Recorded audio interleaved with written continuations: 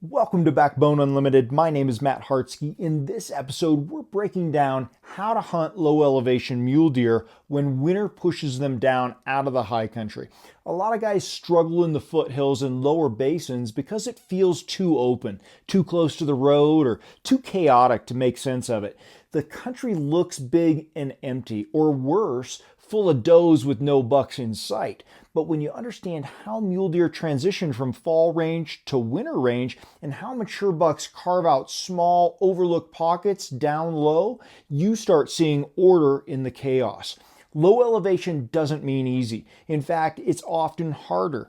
Deer are concentrated, visibility is inconsistent, human pressure is amplified, and bucks are living tighter to the landscape than you'd expect. The advantage is simple. Low country gives you structure, defined edges, terrain folds, creek bottoms, subtle benches, and brush lines funnel deer more predictably than wide open alpine bowls. Once you learn how to read this terrain, patterns start appearing.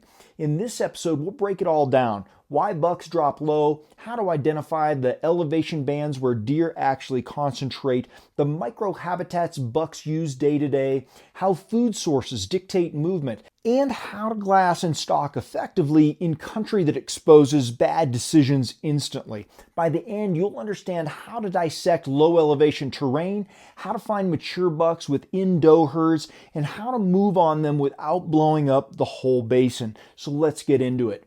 If you want to consistently kill low elevation mule deer, you have to understand why they're there in the first place. These bucks aren't wandering the foothills because it's convenient. They're down low because winter forces them into predictable survival patterns. Once snow depth, temperature, and food availability hit certain thresholds, mule deer start migrating, sometimes gradually, sometimes overnight, to country that gives them the best odds of making it through winter.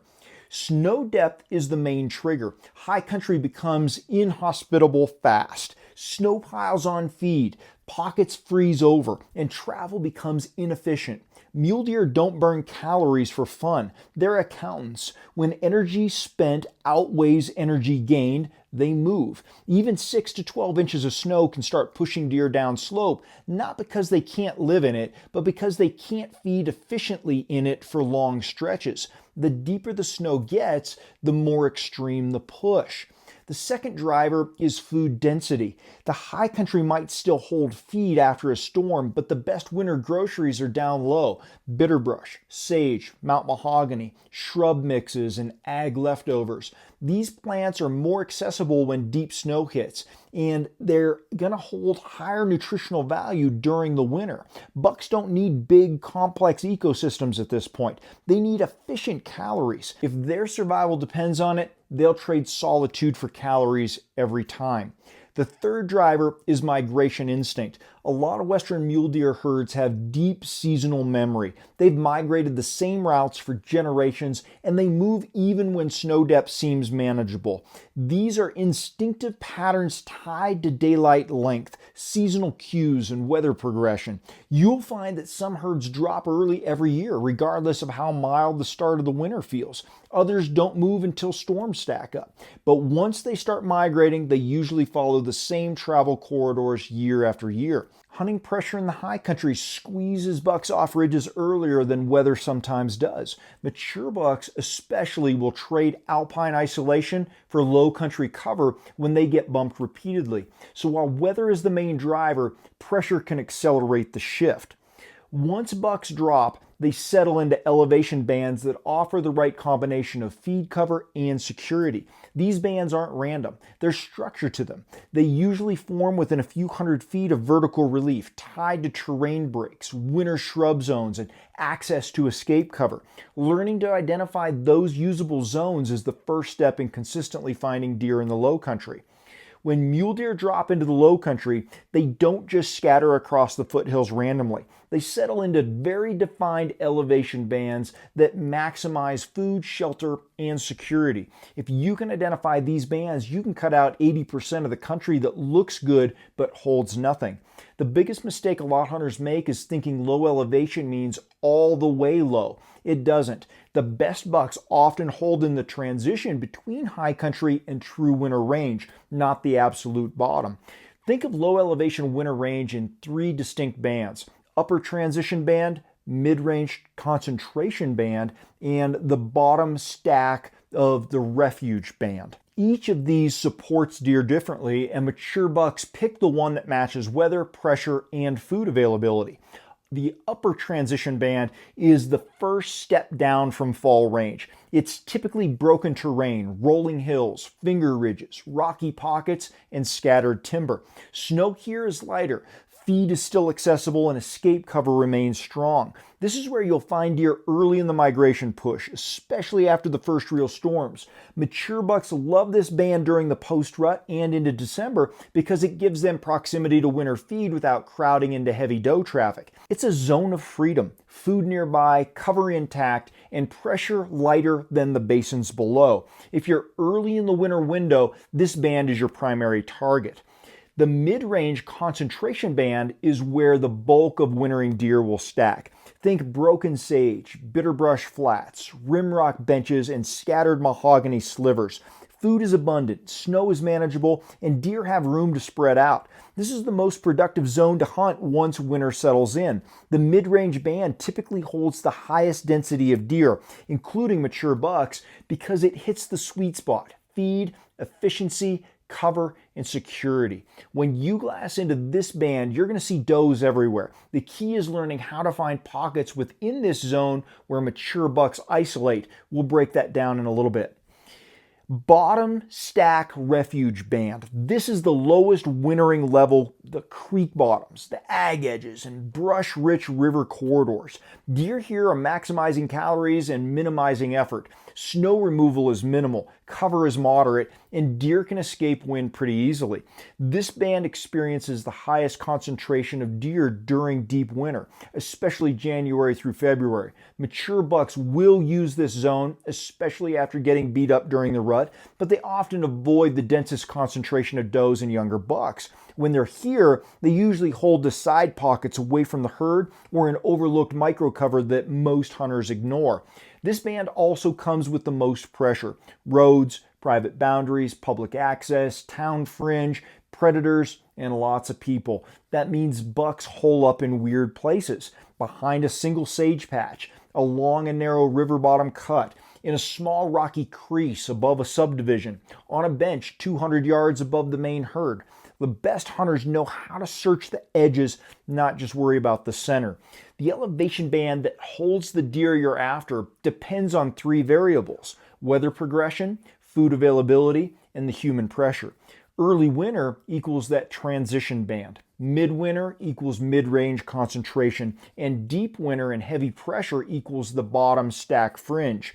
The takeaway here is don't glass at random. Identify which band winners should be holding deer in based on conditions, then start breaking that zone into microhabitat pockets. Once mule deer drop into the low country, the game shifts from simply figuring out which elevation band they're using to identifying the exact micro pockets where mature bucks choose to live. Low elevation may look open and uniform at first glance, but it has just as much structure as the high country. That structure is just smaller and more subtle. Mature mule deer rarely bed in the middle of wide open sage or right on the edge of giant wintering herds. They choose small pieces of terrain that give them security, visibility, warmth, and access to feed without exposing themselves. The first major place to look is along creek bottoms and riparian cuts. These areas consistently provide bedding because they offer thick vegetation, protected thermals, and an escape route. The important detail is that mature bucks rarely bed right down in the creek bottom. Instead, they usually bed just above the bottom on a small bench or on a side hill where they can watch the valley floor and still slip into deep cover if pressured. Creek drainages are the backbone of low country deer movement, and bucks use the small ridges and shelves above those corridors to stay hidden while maintaining good visibility. Another high value feature is rimrock. Anywhere rimrock meets winter terrain, there will be buck beds nearby. Bucks like to bed just above or just below the rim where they can watch danger approach while keeping a clean escape route along the rock face or into the cover behind them. These beds are difficult to glass directly, which is exactly why older bucks use them. If you find rimrock mixed with brushy slopes or sage flats, you're looking at a prime low elevation bedding zone. From there, you want to key in on isolated brush pockets. This is a critical principle because at low elevation, it's common to glass huge hillsides covered in sage and bitterbrush. Mature bucks don't need the entire hillside. They only need one dense cluster with enough vertical structure to break their outline. A single patch of bitterbrush sitting on a small bench can be enough to hide a buck for days. Bucks will often bed on the shaded side of these small pockets, right? Using the brush as a visual screen while keeping a good field of view down the hill. Foothill fingers and side draws are another reliable place to look. These features create subtle folds in the terrain and usually hold a little brush, a little shade, and a consistent thermal pattern. Bucks like to bed at the upper ends of these fingers so they can watch downhill and slide over the back if needed. These pockets are easy to miss because they look small and unimportant on a map, but they often hold the best low elevation bedding. Agricultural edges hold a ton of deer once snow stacks up too, and it's not unusual to glass dozens of does out feeding in open fields during the evening. Mature bucks usually are not bedded with them. Instead, a buck will hold tight to a small thicket or a little coulee, a brushy slope above the field, or a tiny crease just out of sight. These spots look too small to hold a deer, which is why most hunters don't even check them. But if you glass long enough, you're going to spot the buck that is using a pocklet barely big enough for a single bed. Finally, transition benches are always worth attention. Those are the flat shelves that break up long slopes between the valley floor and the higher foothills. Bucks love those benches because they provide sunlight, good bedding cover, and quick access to feed. If a transition bench has brush on it, you can assume it's either being used now or it will be. All of those spots share the same traits. Mature bucks seek out cover, contour, visibility, and escape routes. If a pocket has all four, you should assume a buck might be there even if you can't see him immediately. Low elevation terrain only feels overwhelming until you train your eyes to look for those pockets. Once you do, patterns begin to appear and the country becomes much more predictable. One of the biggest surprises for hunters who chase mule deer at low elevation is how much deer behavior is shaped by roads, human pressure, and private land boundaries. These elements can feel like obstacles, but once you understand how bucks respond to them, they become tools you can actually use to consistently locate mature deer. Low elevation country almost always has more human presence. There are ranches, towns, farm roads, fence lines, and winter recreation traffic. A lot of hunters look at that and assume the deer will be gone. The truth is, mature mule deer are incredibly good at living beside disturbance as long as they have structure that allows them to avoid direct exposure. They don't need to abandon country just because people are nearby. They simply shift into pockets where they can avoid being bothered. Roads are a good starting point. During winter, many roads run along creek bottoms or shallow drainages because the terrain is gentle and accessible. Deer use those same features. You might see 100 deer from the road, but the mature buck is usually not standing out in the open where every truck can glass him. Instead, he's going to be bedded just above the road in a fold, protected by one or two brush pockets. That means the best buck on the hillside might be 150 yards from a gravel road, but completely invisible unless you know exactly where to look and pick it apart. Pressure concentrates deer into pockets of security. When people start hiking or driving through a winter range, deer do not necessarily leave. They simply shift to microhabitats that offer fewer lines of sight. A buck might move only 500 yards and tuck into a cut that shields him from the valley floor. Pressure does not always push deer miles away. It often just makes them more consistent in the spots where they feel safe. The key is identifying the areas that people look past, small benches above main trails, isolated brush patches near the road, or broken rock pockets that are difficult to glass into. Private land boundaries are another huge piece of the low elevation puzzle. In many areas, winter range spans both private and public ground. Deer know where pressure is light, even if they don't think in terms of ownership. Often the best strategy is to hunt the public edges that border good habitat on private.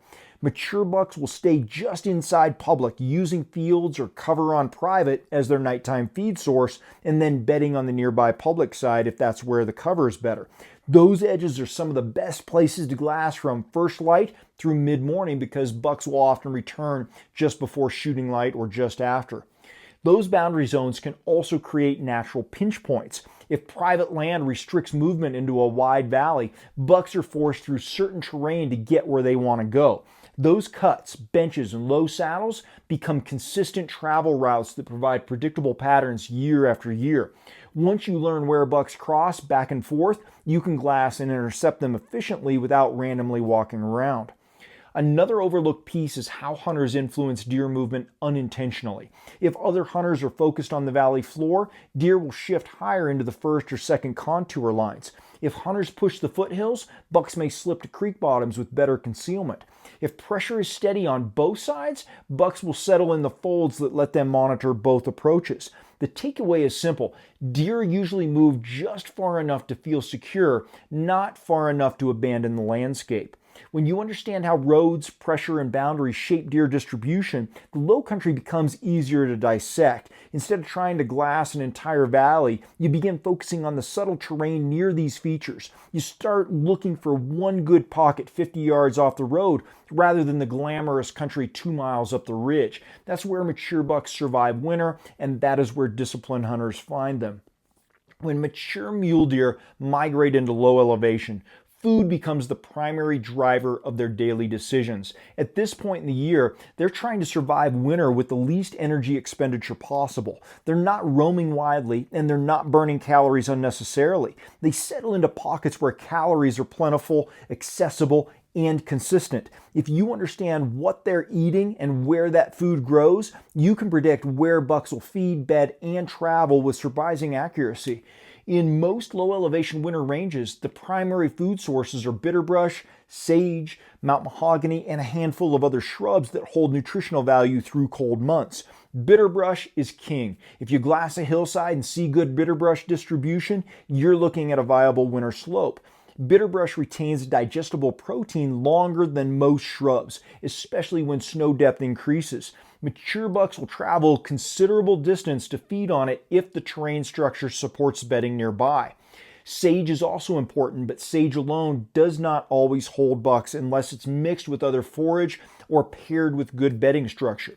Sage flats can feel lifeless unless there are small transitions like brush pockets or rim rock above them.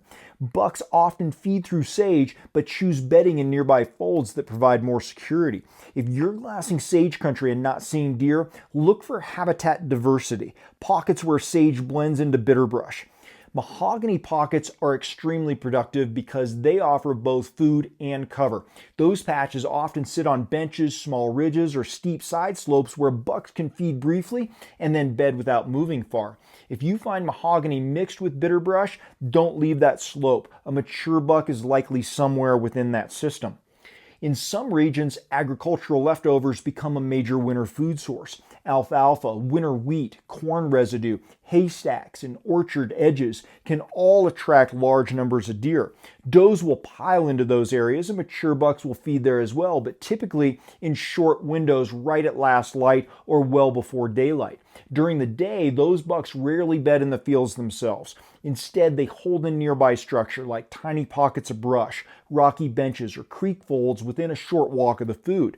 If you're hunting near ag, understand that the feeding and bedding zones are often extremely tight. You must glass both the food and the pocketed terrain around it.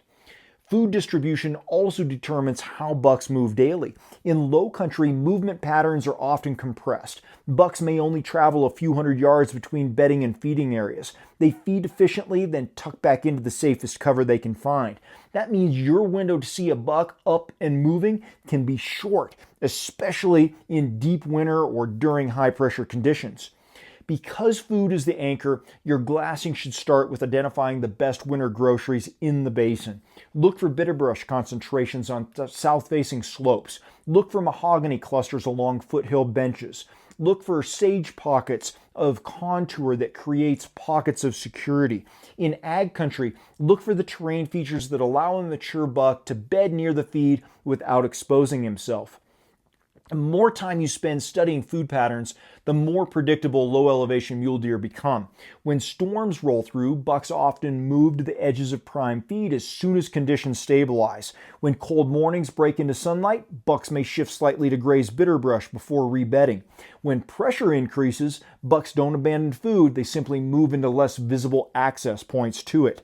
The big takeaway is simple here. If you find the best winter food, you have already found the core of deer activity. The next step is identifying the small pockets around that food where mature bucks bed during the day.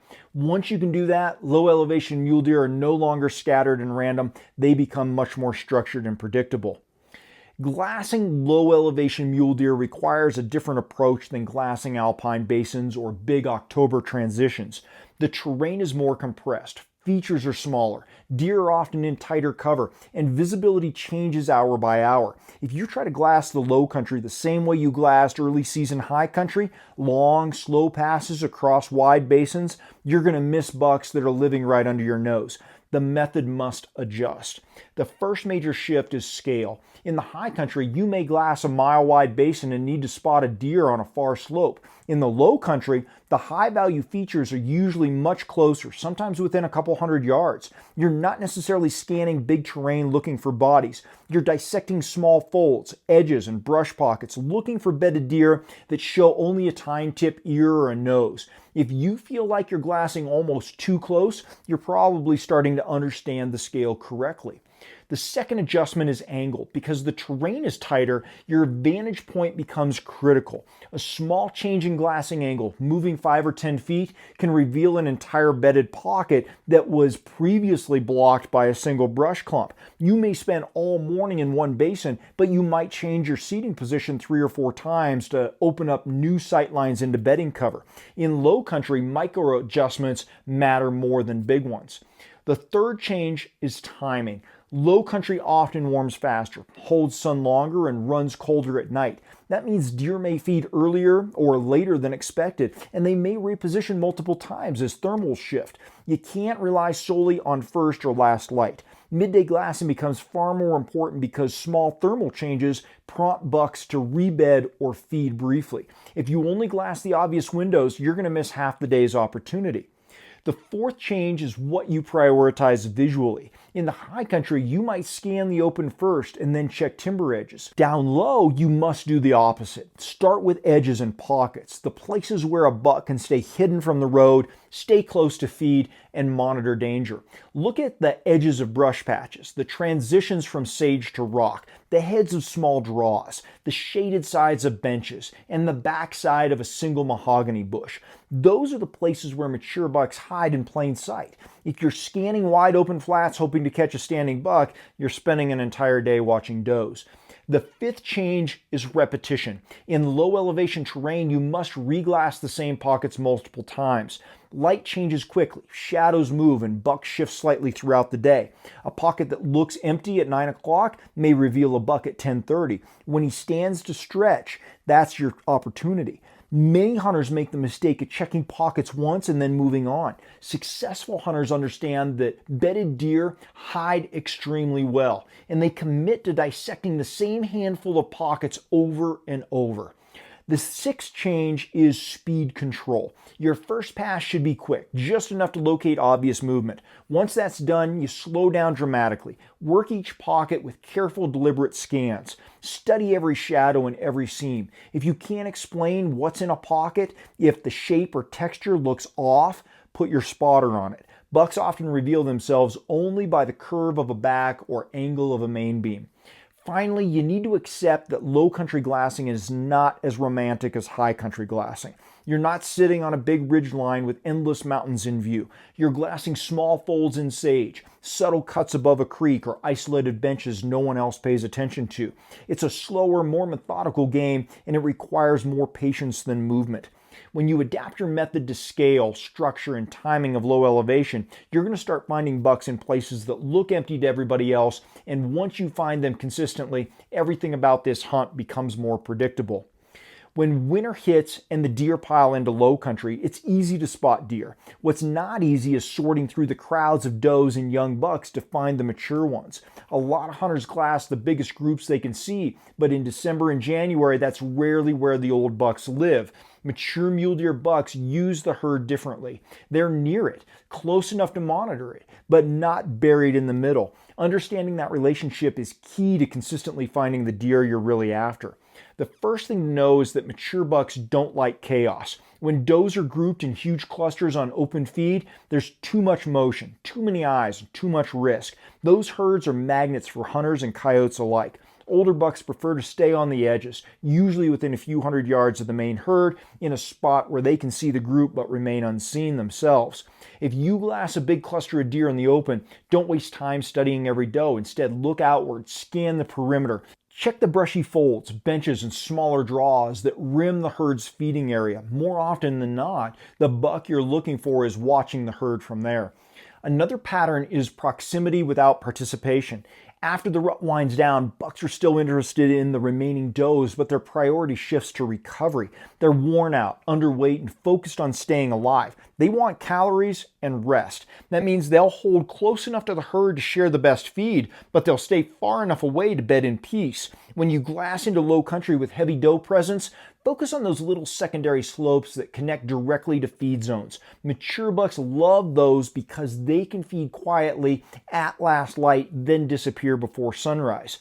Terrain choice also separates bucks from the masses. Does tend to occupy the most open and gentle country, flats, benches, and accessible slopes. Mature bucks prefer the rugged micro-terrain nearby. They bed in spots that let them use terrain breaks as security barriers, a rocky cut, a small draw, a sage pocket that falls off steeply on one side.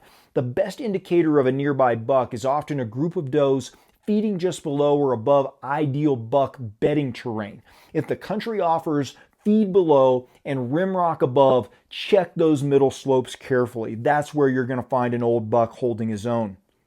Another thing to pay attention to is timing. Mature bucks in low country rarely move in the same rhythm as the herd. If you're seeing dozens of deer out feeding at dawn or dusk, the oldest bucks will often wait until the herd settles. They might step out 15 to 20 minutes later or feed in parallel but just outside the main group's path. In heavy snow years, they may feed earlier in the morning or midday when thermals stabilize and light softens. The key is to watch beyond the obvious. If you only glass the herd when everybody else is, you're going to miss the outliers. And those outliers are the mature deer. Wind and pressure influence this relationship too. When pressure increases, whether from hunters, vehicles, or predators, does often bunch tighter in open ground. Mature bucks, however, go the opposite direction. They slide into adjacent pockets with thicker brush and less exposure. You'll still find them near the herd's feeding zone, but tucked just out of sight. If you can see where the herd moves to feed and where it retreats to bed, you can often triangulate where the mature bucks are staging. Always within proximity, never far, but almost always invisible to the casual glance. The best strategy is to glass around, not through the herd. Find where the feed ends and the broken terrain begins. That transition, the first fold, the first cut, the first line of brush above the open ground, is where older bucks consistently appear. You can spend all day watching the open and never see one, or you can spend an hour dissecting the seams and find him watching you from the shade. When the herd piles into low country, it's tempting to assume that seeing 100 deer means that the area has no mature bucks left. That's rarely true. They're just hiding in smaller, more strategic pieces of country. They live among the herd without being a part of it. Once you understand how that dynamic works, you stop wasting so much time on the obvious and start finding the few deer that everybody else drives past. A lot of mule deer hunters think movement only happens at first and last light, but in low elevation winter range, that mindset leaves a lot of opportunity on the table.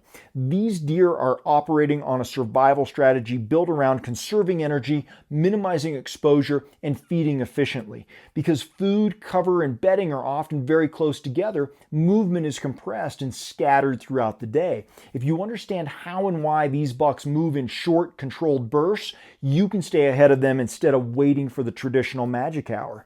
The first key point is that movement windows are shorter but more frequent. In big mountain country, deer may travel hundreds or thousands of vertical feet between feeding and bedding areas, which forces those moves into extended dawn and dusk transitions. Down low, bucks might only move 50 to 300 yards between bed and feed. That short distance allows them to stand, feed, and rebed multiple times throughout the day without really exposing themselves. These micro moves are subtle but real. If your eyes are on the pockets where bucks live, you can catch those small shifts when they rise to feed, reposition to manage thermals, or adjust for comfort. Second pattern is sun-driven relocation. South-facing slopes warm quickly during winter, and deer often respond by making small positional changes to soak up heat or escape excessive glare. A buck might bed on the shaded side of a brush pocket early, then shift a few feet into a patch of sunlight to warm. That movement may take 5 seconds, but it's enough to reveal him, right? If you're glassing with discipline. Conversely, in warm spells, bucks may move slightly deeper into shade while still keeping a view of the basin. Another reliable pattern involves thermals and wind stability. As air movement changes mid-morning and mid-afternoon, bucks often rebed to keep the wind advantage. If you see consistent wind shifts or swirling air, pay close attention to nearby bedding pockets. Bucks rarely tolerate unstable wind and will adjust until they feel secure. These rebeds are some of the easiest daylight sightings you're going to get in low country. Storm cycles also shape daily activity. Ahead of incoming weather, deer often feed more aggressively and stay on their feet longer.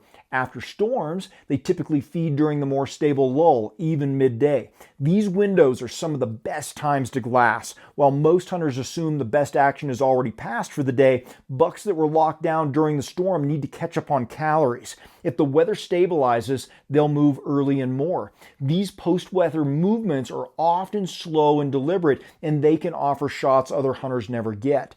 There's also a distinct pattern in low country where bucks shadow doe groups without joining them. When does move from feed to bedding, you can often find a mature buck staging above or beside them. He's not traveling with the herd. He's using their movement to inform his choices. If the herd shifts across a slope or drops elevation to feed, a buck may mirror that move from a parallel contour line. That means you can often predict when and where a buck will move simply by watching the does. The timing may not be identical, but the direction and purpose often are. Pressure plays a major role as well. In heavily roaded or accessible winter range, even light human activity can cause deer to tweak their daily rhythm. Instead of feeding in big, obvious fields at last light, mature bucks might step out only after the herd is already settled. They may move mid-morning when trucks leave the area, or slip to the far edge of a pocket when foot traffic increases. These small shifts create great opportunities for hunters who are still glassing hard after everybody else has given up. Now finally, it's important to remember that movement follows pattern, not randomness. In low elevation, deer use the same pockets repeatedly because everything they need is close at hand. If you spot a buck using a small bench, there's a very high chance he will return to that exact piece of structure daily until forced out. If you don't get a chance on him today, you can plan on him being in the same neighborhood tomorrow. The takeaway is pretty simple. Hunting low elevation mule deer is not just a waiting game. It's an awareness game. Movement happens all day, but only in tight windows and small increments. If your glass stays locked on high probability pockets and you stay patient, you'll catch bucks exposing themselves when a lot of hunters have already moved on. If you've spent most of your mule deer hunting in the mountains, you're used to predictable thermal behavior. Cold air falls in the morning, warm air rises as the sun hits, and terrain shape tends to guide airflow in large, consistent patterns. Low elevation country bends those rules. Because the terrain is smaller and more broken, the air moves a little bit differently. The shifts are sharper, the direction changes are localized, and a tiny mistake in wind or approach can blow out an entire pocket. When you learn how wind behaves down low, especially around wintering deer, you gain a major advantage over the average hunter. The first key difference is scale. Thermals in the mountains operate on a basin-wide level, right? In the low country, thermals operate on a micro level. A single finger ridge, small brush pocket, or shallow draw can trap or redirect air in weird ways. You might feel a steady upslope thermal on the main face, but 30 yards away in a shaded side cut, the air could be falling. You must constantly read your wind and assume it will behave differently every time you change micro terrain. The second difference is timing. In the foothills, Thermals shift later and less predictably. Snow cover slows surface heating, so morning down thermals can linger well past sunrise. On cloudy days, they may barely switch at all. That means you can't count on a clean mid-morning thermal to protect your approach. Before you move on a buck, pay attention to sunlight, shade, and cloud cover. If the light hasn't hit the slope you're hunting, thermals probably haven't switched. Plan your approach accordingly. In the afternoon, cooling starts earlier. Shadows grow fast. Evening thermals drop sooner, and air collapses into low draws before you expect it. If you wait too long to move, you're going to find your thermals flowing downhill straight into a buck pocket. The third truth about low country wind is that breezes dominate thermals. Because elevation is lower and terrain is less vertical, ambient wind plays a stronger role than predictable upslope or downslope thermals. In other words, you might feel thermals rising, but a light cross breeze can override them and carry your scent sideways into pockets you weren't glassing or expecting. Always test your wind continuously, not just once. Throw milkweed or dust often. The air is always changing. The fourth key is understanding how vegetation affects airflow. Creek bottoms and riparian strips can funnel scent like a hallway. Thick willows and cottonwoods trap cold air and turn them into scent sinks early in the day. Bucks love bedding just above these funnels where they can monitor danger, and they'll know you're coming long before you ever see them if your scent settles into that drainage. If you're approaching a creek bottom pocket, come from the side or above, never straight down into it.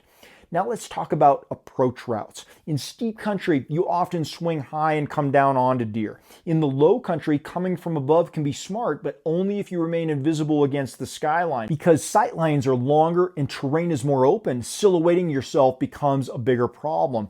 When possible, use side-hilling approaches to stay below skyline and out of obvious sight lines. The goal is to move through folds and subtle depressions, keeping yourself concealed while maintaining wind advantage. Another advantage of side-hilling approaches is that they allow you to check your wind continuously as you move. Because wind swirls around fingers and pockets, you may need to adjust your line on the fly. If your milkweed starts drifting toward the pocket you're targeting, back off and circle until your approach puts the thermals back in your favor. If the country is too open for a ground approach, your best approach is to stay back and wait for movement. Bucks down low move more often throughout the day than they do in the mountains. A small relocation or a slow feed shift might give you a broadside window from a distance without ever needing to stalk tight. Patience is often a better play than forcing a bad wind approach. One of the biggest mistakes hunters make in the low country is assuming that calm conditions are safe. Still air is deceptive. When everything feels quiet, your scent can still pool and drift unpredictably. This is especially dangerous in draws, creek corridors, and benches where cold air settles. If you're stalking a buck in still conditions, be extra cautious. Take your time and keep checking your wind. A slow, cautious approach almost always beats any other type. The final rule is simple. In low elevation mule deer country, wind controls everything. Before you move, you must know where your scent will go. Never guess. Read the country. Test the air and make micro adjustments constantly. Bucks that survive winter in eroded and pressured terrain are often the ones that trust their noses more than anything else. If you beat their nose, you're already halfway to beating the buck. Low elevation mule deer country lures a lot of hunters into making the same mistake. They see deer close to the road, they see approachable terrain, and they start walking. The problem is that mature bucks are bedding in micro pockets where one wrong step, one skyline, or one gust of scent can blow every deer out of the basin. Because wintering deer are bunched together, a single disturbance often takes an entire drainage with it. That means your ground game must be calculated, patient, and built around reading the terrain just as carefully as you read the wind. The first thing to understand is that movement down low should be deliberate, not exploratory. In the mountains, you can cover country to find deer. In the low country, you almost always find deer first, then you decide how to move. You're reacting to their location, not necessarily searching for it. If you find deer, especially bedded deer, slow way down. Even if you only see does, assume a mature buck is nearby. One careless move can push that buck into a different basin or onto private, ending your opportunity. Still hunting can be extremely effective in broken foothill terrain, but it requires discipline. Think in terms of micro moves, taking a few steps, glassing slowly, then taking a few more. You're not trying to cover the ridge. You're trying to open new angles into pockets you couldn't see from your original vantage. Most of your progress should come from your glass, not your feet. If you're taking more steps than minutes spent glassing, you're moving too fast. Your body position matters more than you think, too. In low country, skyline exposure is a huge problem because deer often bed where they can see silhouetted movement on ridges. Staying low along contour lines keeps you from being outlined against the sky. Use dips, brush lines, and small folds to shield your profile. If you need to cross open ground, do it slowly, crouched, and only when you're confident that deer are not looking your direction. Little movements from behind cover often go undetected. Sudden moves on open ground never do. Another important tactic is waiting for the right light angle before moving. If deer are bedded in tight shadow and you don't have a clean view, resist the urge to push closer. As the sun shifts, pockets open. What looks impossible to glass at 10 might reveal a buck at 11:15. When the shadow line crawls up the hill, that's when you want to pay attention. Low country bucks often give away their location only when the light changes. Let the mountain help you instead of forcing an approach. When the wind is stable and you decide to make a move, approach with assumption that you will only get one chance. Mature bucks down low rarely tolerate a second mistake, so you've got to plan your stalk so that even if the buck is not exactly where you think he is, your route keeps the wind right and provides cover on the way out. If you can't visualize a clean exit, don't go in. A bad stalk ruins more opportunities than it creates. When you get close, inside a few hundred yards, the game becomes even slower. Stop using big glass motions. Switch to small, controlled scans. Let your eyes relax and pick apart the brush. A bedded buck might only show a small patch of hair, a tine, or a shadow curve. If you can't confirm the bed visually, don't assume it's empty. Bucks often rebed in the same pockets during short day cycles, so patience can pay off even if you're unsure. Sometimes the best ground tactic is not to stalk at all. Low country mule deer often make small midday moves. Instead of trying to cover the last 200 yards and risking a blowout, you might be better off backing off, staying glassed up, and letting the buck make the mistake. Because bedding and feeding are close together, bucks often stand and reposition without warning. If you're already set up on them, you can capitalize. If you're crawling through brush at the same moment, you're never going to see them stand. The final piece is understanding that a quiet basin is a fragile basin. When deer are tucked into winter pockets, everything is tight. Sound carries further. Scent pools more quickly. Small mistakes have big consequences. That's why moving on the ground is best done sparingly. If you can kill the buck from your glassing position, do it. If you need to move, move with purpose, protecting wind and visibility with every step.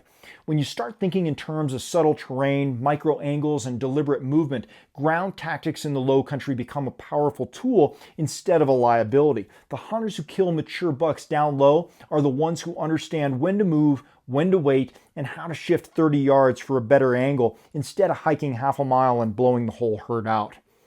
Now, low elevation mule deer hunting looks simple from a distance. You can see deer from the road. You can cover country quickly. Everything feels accessible. But once you start really hunting it, you realize why the biggest mature bucks still survive there. They shrink their world into pockets a lot of hunters overlook. They feed efficiently, bed with purpose, and move just enough to stay alive. They don't need steep mountains or deep basins to disappear. They only need structure, cover, and a hunter who makes one wrong decision. Success down low comes from accepting that winter range is a tight ecosystem.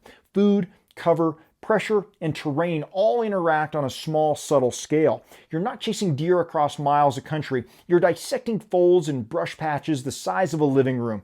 You're watching does to find the buck that never walks into the open. You're glassing the same pocket 10 times because you know a bedded deer can hide in 3 feet of cover. The hunters who do well down here, down low, they slow down. They don't chase giant basins or long hikes just to feel like they're hunting.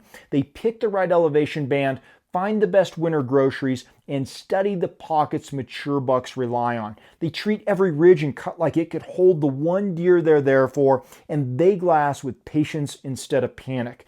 If the country has food and structure, assume a buck is nearby. If the does are there, assume a buck is within sight, just not in the open. If the weather shifts, glass harder. If the pocket feels good, stay. The low country rewards hunters who let the mountains reveal its deer instead of forcing movement. One moment of discipline, a morning spent working every seam, an afternoon spent waiting for a shadow to change can turn a quiet day into a filled tag. Every stalk, every glassing setup, and every wind call matters more in winter terrain because the margin for error is so small. When you get it right, you're stepping into a buck's living room without him ever knowing you're there. When you get it wrong, you won't get a second chance. That's the thrill of it. Low elevation mule deer hunting is not about covering ground. It's about reading subtlety and believing in the places that feel right. The guys who trust that process are the ones who find the older deer nobody else sees. If you're serious about taking this kind of knowledge deeper, that's exactly why I built Team Backbone. It's more than just a membership. It's a way to sharpen your edge with exclusive tools, strategies, and a tribe of other hunters who refuse to quit. Inside, you're going to get 20% off site-wide on all Backbone Unlimited gear, a member-only t-shirt shipped to your door every month, not available anywhere else, full access to the digital content vault of guides, checklists, fitness and backcountry strategies, a private Facebook group with direct access to me and a community of driven hunters who live relentless, direct call, text, or email access to me for personalized advice on training, hunting strategy, or just sharpening your edge, and automatic entry into monthly gear giveaways. This is built for the guys who train for the hunt, push themselves in the off season, and want to be part of a tribe that makes them better. If you're ready for that kind of inner circle, then Team Backbone is waiting for you at backboneunlimited.com underneath our membership tab. Thanks for being here. Until next time, train harder, hunt smarter, and never settle.